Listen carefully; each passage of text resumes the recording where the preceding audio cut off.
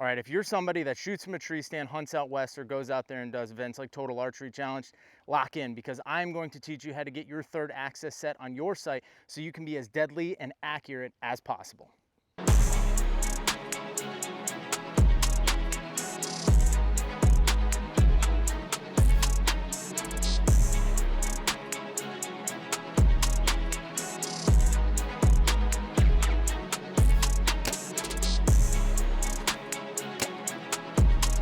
All right, so what is third axis and why is it important? So whether your sight has it or not, your bow sight has 3 axes on it. First, second, and third, and that's how you set them up in that order. You can't set up third before you set up first or second because they play off each other. Something like this Ultra View slider really only has a first and a third axis adjustment because the block here is perpendicular to the sight rail itself. So the second axis is not something you can independently adjust. But let's use this Excel Achieve sight as a reference. So this sight right here has 3 different axes that you can adjust. The first axis is going to be your sight parallel it is to the bow. So if this sight bar is off, left or right, as you go up and down on your sight scale, you're going to change where the sight is actually going to impact. So if it is canted, bottom is to the right, the further you shoot away, the further right you're going to hit. Now, vice versa, if it's all the way to the left, the further left you're going to hit. This is all for a right-handed shooter. Now, you can independently adjust this on this sight from the bow to get this sight rail vertically straight up and down, just like you can on the Ultra View slider. Now, with this one, it has an independent second axis adjustment, and second axis is going to be the scope housing itself as it rotates on this plane. So as this rotates, the bubble will move from the left and right of the housing. Now, third axis is actually a swing gate. It actually opens and closes the sight. So as you go down, the bubble will stay in the center. If your third axis is off, and let's say your sight is too far open or too closed, as you go down, it's going to take it and shoot the bubble to one direction or the other. And then what you're going to end up doing is seeing the bubble that is all the way to the right side of your housing. You're going to cant the bow or torque the bow to get that bubble back into the center. And then as the arrow breaks and releases, it's not going to hit behind the pin because you were adding a bunch of torque to the bow. And as the bow goes off, the bow is going to settle back out.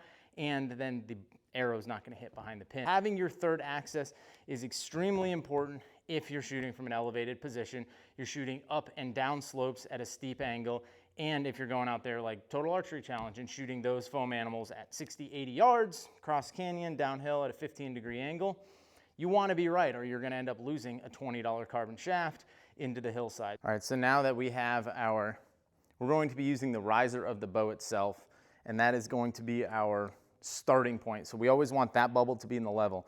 Now, as I loosen this vise and tilt this bow down at a 45-degree angle, again, this is a rough way to get it. Of course, it's got to be right?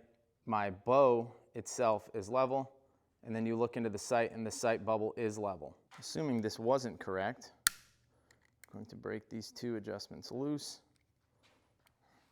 and we're going to crank our third axis one way.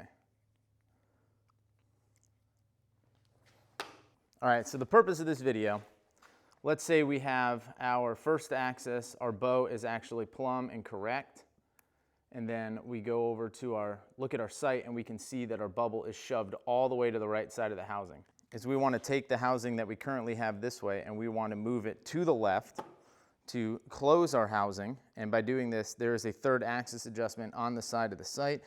Almost all of your third axis adjustments are going to be on the side of your sight or on the side of your housing block, because this is what is going to open or close the sight. And we're going to do this looking at our level on the bow, and we're going to continue to close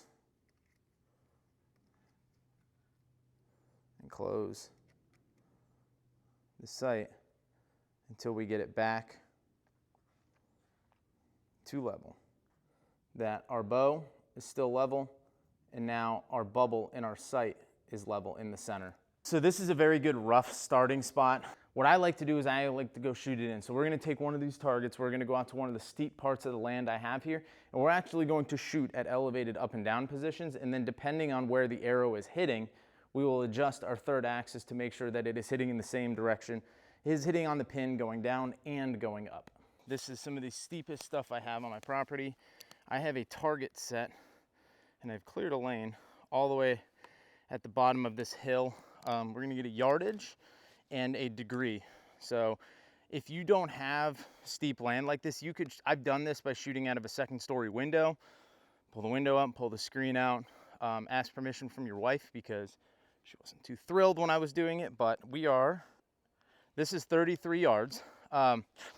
Ideally, if I could get all the way up the hill or put a tree stand up to increase my angle, I would. The further, the better, but at, any distance, you're gonna be able to figure it out. And we are looking at 26 degrees downhill. So anything over 15 degrees is going to be beneficial. So let's go set this camera up. Let's shoot in this third axis. Now, if you don't have a Hamskea third axis adjustment tool, that's okay. You can do this the old fashioned way by shooting it in. You just make sure you are dead nuts. Everything is level first and second axis. You are hitting where you want to hit on the flat range, because if you're not hitting where you want to hit on the flat range, and then you come down here and you start shooting slopes and angles, it's not gonna translate well for you. You're just gonna be chasing your tail. So make sure that you are set at the very beginning on the flat range. Give it a shot, see where we're at.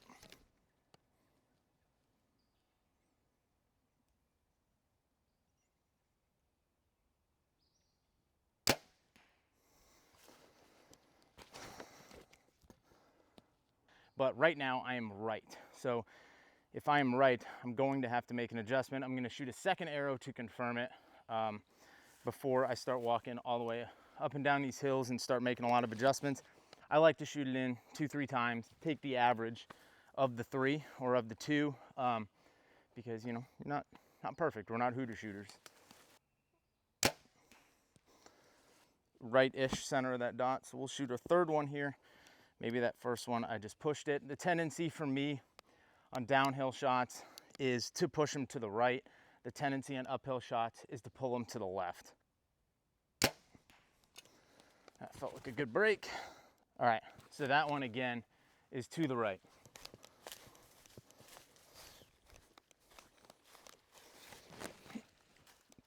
So nice out. All right, even though we're in the shade, it is still sweltering hot outside. The beauty of Carolinas in the summer. Our first 3 shots, we were to the right. I was to the right of the dot. I had a pretty good group down there, but everything was probably on one of those Reinhardts. I was definitely outside of the center of the black. I was in the green to the right. So now that we are to the right, we can make an adjustment off of that. Like I said, you can do it on your vise, you can do it with a Hamskea third axis level, but the best way to do it is actually to shoot it in. It takes a little bit of time, but it is the most accurate way possible, and it's going to give you the most confidence possible. So we're gonna make our adjustment.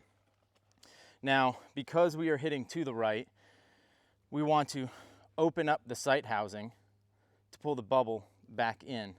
So we're gonna, on this Ultra View slider, crack these 2 screws on the top loose, and we are going to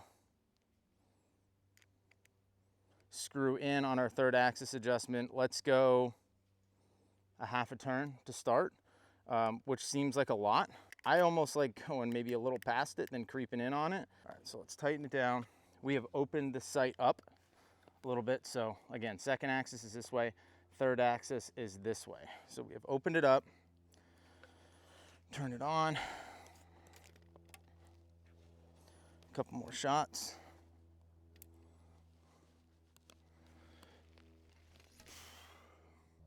I can hear something kicking around over there. I know I got some does in the area. I saw one last night in the front yard with a couple little fawns. They live a couple hundred yards that way, so maybe they're poking around out here. But so that one right there, we were definitely left of the dot, probably equally as far left as we were to the right. So we probably could have gone a quarter turn, but let's shoot another one. All right, that one felt good. That one's actually on the top half of the dot, which felt good. And all 3 of these have been maybe on the top half of it. So maybe my yardage, my sight scale might be a yard or two off. But I'll go pull these. We'll shoot this in again. We'll go down there, bring the target up here, and we'll flip-flop this whole thing. After looking at those, I feel really good that we made the right adjustment. I might have just pulled the first one to the left. So let's shoot these three, and then we'll switch. We'll shoot uphill. Of course, that hit left. All right, so both of those are stacked up left. Let's make a little adjustment. We did a half turn, so we'll go back a quarter because I feel like I'm equally left as I was right. So we'll close this a quarter turn. Hopefully this third one pile drives right in the center.